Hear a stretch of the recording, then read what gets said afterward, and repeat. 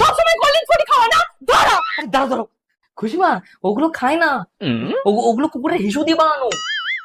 বৌদি দেখো না, আমার পর কোরিয়া থেকে চিঠিটা পাঠিয়েছে, কোরিয়ান ভাষায় কি লিখেছে কিচ্ছু বুঝতে পারছি না। আচ্ছা ঠিক আছে, তুমি আগে বসো বসো। খুশিমা যাও তো একটা কোল্ড ড্রিঙ্ক নিয়ে আয়। এখানে লেখা আছে তোমার বর ওখানে বিয়ে করে নিয়েছে, দেশে আর ফিরবে না। যা, দোকান তো বন্ধ। ওগুলো কুকুরের হিসু দিয়ে বানানো।